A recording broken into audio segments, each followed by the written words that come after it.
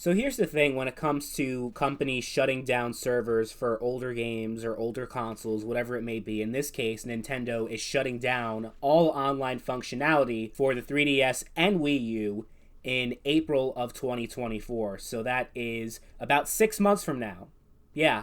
So if you're someone that enjoys online multiplayer, if you still play Mario Kart 7, which is the greatest Mario Kart of all time, by the way, and if you still play Splatoon 1 on the Wii U for some reason, because that was like one of the few games that was not eventually brought over to the Switch. Yeah, all online functionality is going to be cut off in 6 months' time. So enjoy those games while they last. And I mean, everyone saw the writing on the wall because they did shut down the eShop for the 3DS and the Wii U, so it's like these consoles were running on borrowed time. But the thing about that is they can do it because they're not going to lose any business from the very small percentage of people who play their games still on Wii U and 3DS. It's like same thing if Sony shut down servers for the PS3, which they've been trying to do, but they actually got a lot of backlash. But reality is, if they did it, they're not going to lose a significant number of people like from buying Sony products because it's a very, very small number of people that still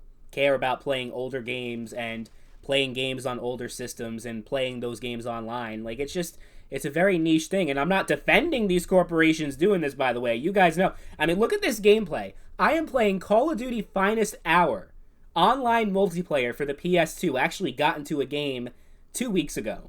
It was only a one-on-one, but still, very impressive that I was able to find someone online. So yeah, I'm someone that cares deeply about game preservation, and shit like this pisses me off. But I think this video is going to more be focused on the fact that all the outrage, all the people that get pissed off, your outrage isn't going to be enough to change what these companies are doing and what they plan on doing when it comes to discontinuing services for these games. Like, you know, the thing that's really upsetting me is the fact that we're less than 2 months now from the online servers being permanently shut down for two of my favorite Battlefield games of all time, Battlefield 1943 and Battlefield Bad Company 1.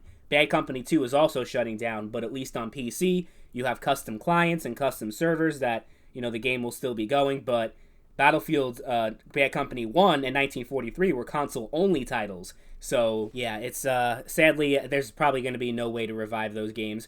But here, the thing is, with that, it's not like they're going to lose people from the Battlefield series. It's not like people are going to boycott the next Battlefield game because they shut down 15-year-old games from, you know, like you can't play them online anymore. People aren't going to be like, oh, well, I guess I'm boycotting.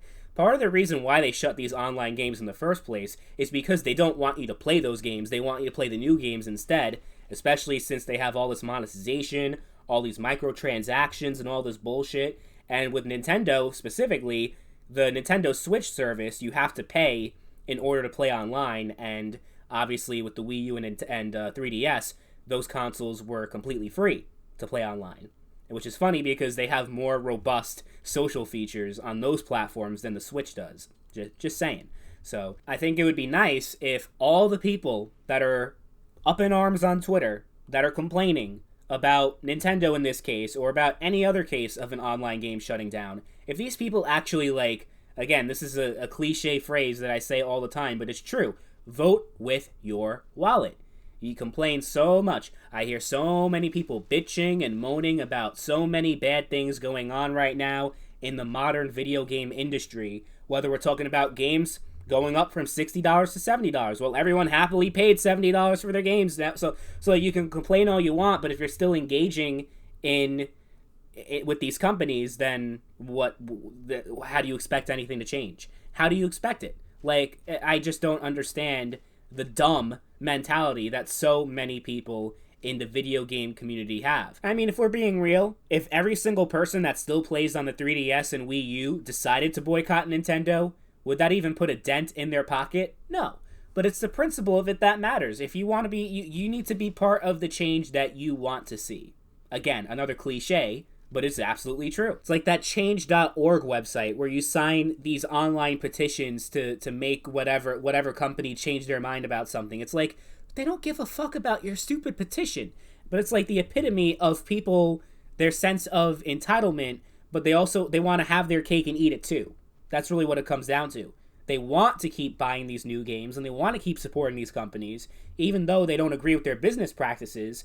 They still they don't want to go cold turkey and quit the whole thing, because that requires so much willpower and determination, and also like the whole being an individual, you feel alone if you're the one that's not buying these games, but all your friends are, right? So it's like, what's the harm if I decide to keep supporting these companies because everyone else is doing it anyway? It's just this stupid ass mentality that people have, because there are so many people just like you that are thinking the exact same thing. But if all of you that are thinking that way actually did something and took a fucking stance on shit, then wow, the world would be a much different and a much better place. Just saying. And I understand it's a common thing that I keep talking about. I've been saying this for years and years and years, and you guys are probably tired of hearing it, but the reality is the vast majority of the people that watch my content, this video is about you. Because you guys are just like so insufferable, because you spread all these opinions online. Like anyone should care about these opinions, because these opinions that you have about these companies and how awful they are, they completely lack substance, because you refuse to actually like boycott or do anything meaningful to do anything, because these companies, they're publicly traded corporations, right?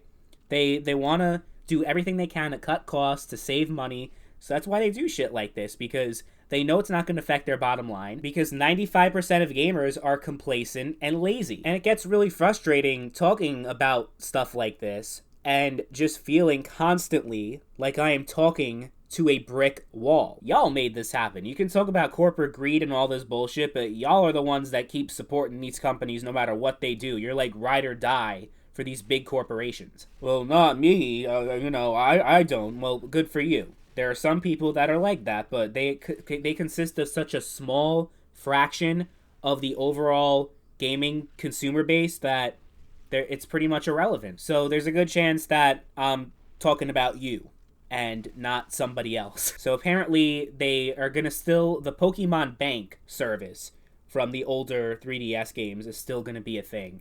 So who the fuck even, like, I don't even understand the point of that, because you can't even use most of your Pokemon, because the way it works now with the new generations is that they don't even have all of them in anymore. They just decide, they selectively choose which ones they're going to include, and you just have objectively less content in these games now. People are still paying full price for these titles. I think Nintendo fans really are something special, because they just take it up the ass and pretend like everything's fine. I mean, the fact that the Nintendo Switch, a terrible console and a terrible handheld, all wrapped into one, is somehow the second best-selling video game console of all time. It really just emphasizes how lame that modern gaming culture is, and just how gullible people are, because most of the top-selling games on the Switch are actually Wii U games that are just ported to the Switch. And the Wii U only sold like 10 million units, less than the PlayStation Vita. Like, really just marketing. Oh, look, it's a hybrid. Oh, you could be on the go and then you could play at home. Oh. Sold like crack. Just like that. Not because it's a good quality system, but because it had a good gimmick that sold well with the general population. Even though that gimmick actually has no real utility and is completely useless. A handheld that can't even fit in your pocket, that was laughed at. Sega was mocked for doing that in 1991 with the Sega Game Gear. Now it's completely fine. Just shows how much lower people's standards have become over the years, and it's just sad. It really is.